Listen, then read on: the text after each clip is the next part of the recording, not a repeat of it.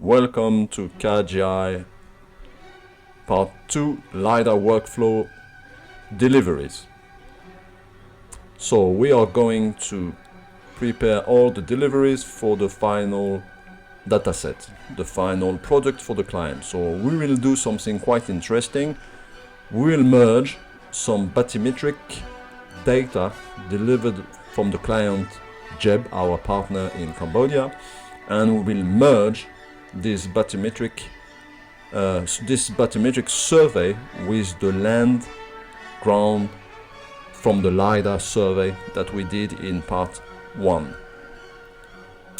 So we are converting now the text file into LAS file. We have two LAS files. We have the bathymetric survey, meaning the ground under the water. So this is the ground that we did in part 1, the LiDAR clean ground that we edited, filtered in part 1. So if you didn't saw part 1, I invite you to first watch part 1, then come to part 2, the deliveries. So I'm checking quickly the LiDAR, the ground, and you see that we have the edge to the river, to the slope. So that's interesting. Okay, everything looks nice, smooth and clean. So now I'm going to open the bathymetric LAS file in order to see how it fit to the ground. Usually it should be good, but we never know. So we need a QA. So this is the bathymetric LAS file imported into the Figure viewer, and we can see that it's fitting quite nicely. The information of the ground under the water is here, and we will create a final DM of the ground under the water and under the trees. Okay, now I'm working in DTMaster because this is the QA tools we use. As you can see, DTMaster is very friendly, easy to use, and I'm going to clean a bit the bathymetric LAS file with the profile view, deleting some points, doing some small cleaning. Now I'm just looking at the global project, and after we also added a break line that we corrected already. So here you see this is automatic elevation, so of course it's not the reality, we should be 1-to-1, but it allows us to see all the defaults. So here you see we have some noise coming from the bathymetric survey that I'm going to delete. You see how easy it is with DTMaster. Now I'm on 1-to-1, so this is reflection certainly on the surface of the water that we need to delete. So now I'm using the profile tools to check the slope, and the connection to the ground is good. And I'm going to do some more QA in order to delete bad points. That is noise point. That are noise points coming from the bathymetric survey. So we continue the QA. You can see that the slope is nice, but we still have some noise under and some on the top also as well. So this is what we need to delete. So you see how simple it is with DTMaster to do this QA. Okay, well, let's continue and check the slope. Look nice. The break line here will just help a bit to smooth the contour line and the DM. But globally we could be able not to use it, but as we have one, let's do it.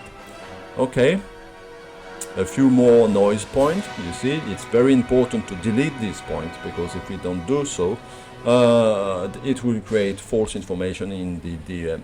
Of course, I could also have been using a last noise from Rapid Lasso, but as the area is small, it's quicker to do a manual QA, a visual QA. Easy to check that we have some issues or not. I guess it's almost clean now, so we will go to the next step. That will be one more. We will do the DTM interpolation, also using DTM toolkit from Inpho, because it allows us to use the break line and also to have some control on the quality. And we will also use DTM toolkit after to do the contour line, because the contour line are very nice, nicely done by the scope engine from Inpho. You will see that I will put some contour line after to do a final QA. But everything looks good now, but it's important to take the time, because when you do the DEM as a black box, you can have very bad results. So human eyes are the best solution for QA, better than any AI or any filtering or algorithms. Human are still the best. Okay, so a few more points to clean here. You see that we have we also added some survey from the client, from Jeb, our partner, that have been done by foot with RTK. So we are cleaning a bit here, because I noticed that some of the points are not fitting so well with the LiDAR, and this can create some noise, but it's not mandatory to do it, but as I can do it, let's do it. So this is a few points, only a few points, but you can make the DTM a bit less nice, smooth than what we could have. You see here, this is a slope, a bit concrete slope, and this is, I think, one of the key point for the client, key areas where they have to do the study. After Jeb, of course, will do all the drawing, mapping, and give creating a smart product for the final client with the CAD software, delivering all the information that they can get from the data. We at Qgis are only doing processing. We are not doing any kind of mapping results. That's Jeb Engineering that do this job. Okay, so I guess now it's almost perfect. Let's put some contour line soon to have some nice view and see how it will fit. You see that we have a gap in the bathymetric, so this place will be interpolated. So here I'm just cleaning the point outside the area of interest that we don't need, and you will okay, let's display some heights, color heights by the point, and you see that yeah, everything's look good. The underground water look good as well. What we are doing here is something quite special, creating a real DM under the water and on the ground. It's not all the companies that do this kind of product. It's a know-how that Jeb Engineering have, and with our help we are doing very interesting product. As you see, the contour line are smooth and nice now. Oh no, we still have a little noise in the south, in the bottom of the riverbank. So let's clean it. It's a good point to have contour lines. So let's increase it to not so much maybe, but 1 meter. It will help us to see any issues, any ground noise, or any errors on the bathymetric survey that is not done as a LiDAR. It's another system, more like a bin, but there is some noise, so we need to clean. Okay, you see the slope is nice, even in the gap. So the interpolation is good. The scope engine of Inpho is very interesting for that. It's a robust engine for oh, we have a little pick. You see it here? You see it? Yeah. So this we can clean it easy. This is always like 1 point, creating this kind of of default. Okay, you see now it's clean. So I guess we are at the end of the QA. Here we have the gap, so this will be interpolated by the DTM engine of Scope++ that we are going to process just after. Okay, so I guess it's almost finished now. You see that we have the height, the max and the minima. Also interesting to have this kind of information. Okay, now I'm just simply exporting from DTMaster the last file and the break line. We will overwrite because we already have some files. Okay, so now we are done with DTMaster QA. We can close DTMaster. And now we'll process the DM with DTM Toolkit that is also part of Inpho. Okay, so DTM Toolkit is like a toolbox that allow us to do a lot of jobs. So here for the first step will be to create a surface modeling and interpolation from the ground, the LiDAR ground, from the bathymetric and from the break line. So I will simply open everything here and process the DEM. Okay, so let's give it a name, a place where to go. It's a good idea to give the client a project name for the dataset. Then as you can see, the break line go to the break line, the mass point to the mass point, everything is already filtered. We could change if we would, if we had to. So the client need 20 centimeter and the accuracy, let's say 10 centimeter. It's not the absolute accuracy, it's the accuracy of the filtering. Okay, so the DM is processing, running now. It will be quick. Again, it's a small area. So it's a good idea to do this video on this project because we will not have to wait too much. Okay, almost done. Then after we will, this will create a DTM, .dtm format, an info format, and we'll use again DTMaster to convert it to a TIFF 32 bits that we will open in Qgis. Now, okay, finish. So now you see that we have a DTM file that we will convert with the DTM toolbox again into a TIFF 32 bits. Why 32? Because for DM we need to have negative values. So that's why it has to be encoded into 32 bits. Okay, this will be very quick. Selecting an output, and we exporting the grid because a DTM format from Inpho could also have some break lines, could also have not necessary grid point. It could we can do a lot inside this format, but here we only want the grid because we gridded the DTM to 20 centimeter spacing. Okay, let's do some mapping with Qgis. Qgis is very good. I really invite you to use it. It's an open source, a dedicated team that are doing very good job. Okay, so let's remove the old link. So this is the area of interest of the clients. We are going to clean the DTM with the area of interest. I could have done this directly with DTMaster, with DTM Toolkit, but I always want to see, because seeing is understanding.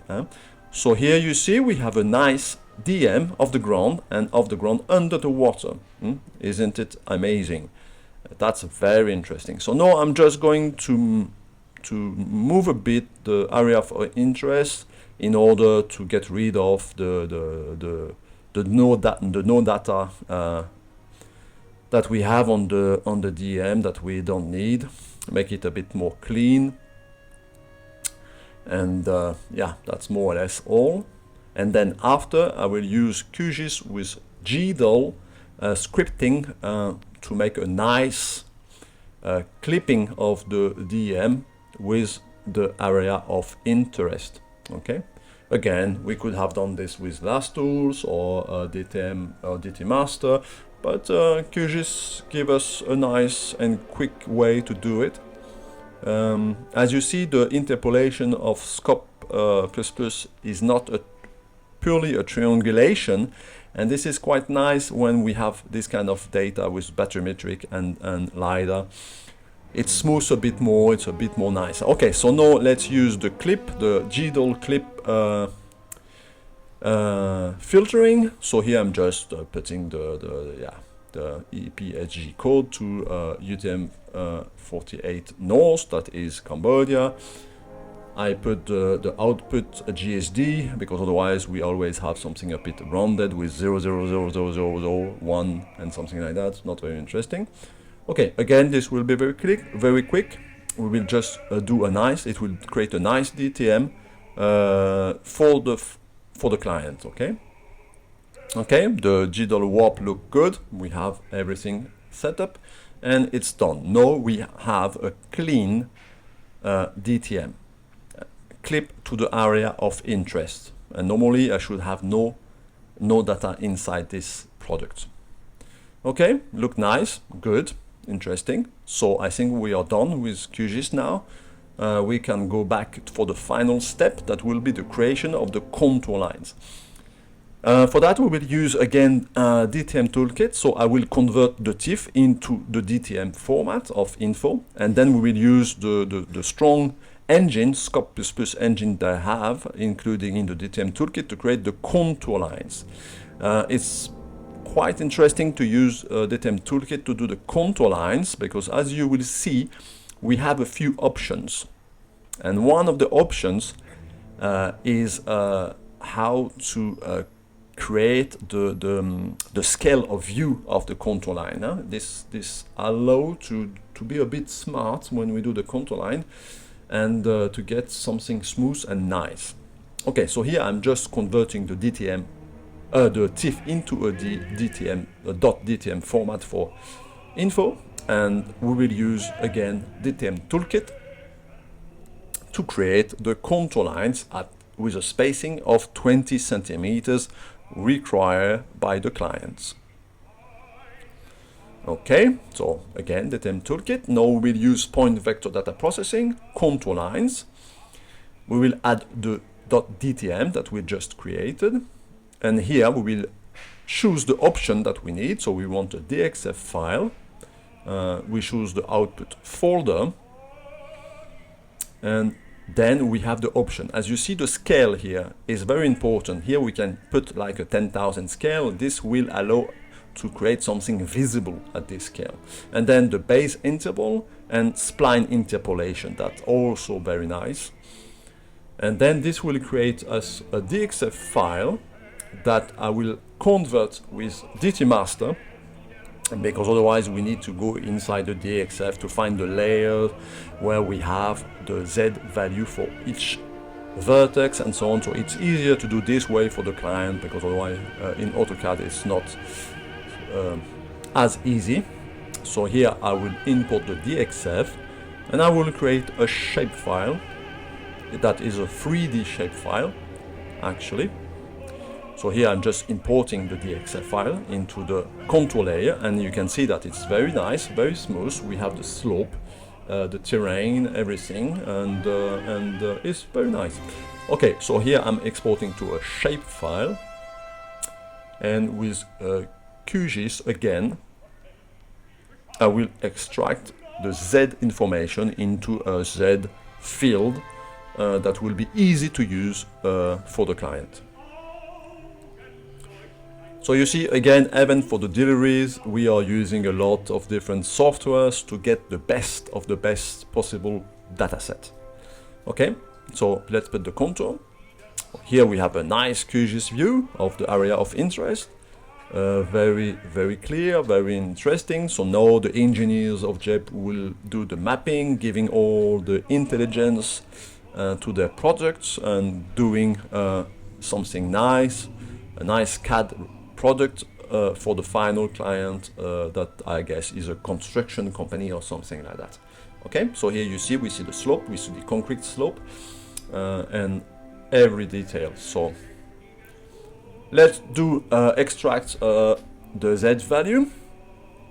So for that, we will do a little script. You see that we don't have the Z value here. We can have it if we do an info click on the vertex, but let's put it the value for each line, because each line have a 20 centimeters spacing. Okay, so here I'm just doing a new field that is will be used, and here I will just fill with the geometry functions. So I will use the Z max that on the point, or on the point there is only one value, so it's good. You could use another way. You could extract the geometry from different ways, but this is quick. Okay, as you see, we have all now the Z values going from minus 26 meters, something like that. That is the bottom of the river. And now we have everything, and this is the end. We will now deliver the client with a nice DM and a nice break line and a nice contour line at 20 centimeter. So that's it, that's done. But again, you see, it takes some time. We need to do some QA. We need to be a bit clever. We need to use different software to be smart and to deliver the best product that we can do for the final client. So guys, thank you very much for watching. I hope you have been enjoying and you learn a lot of things. Thank you. Bye bye. See you later.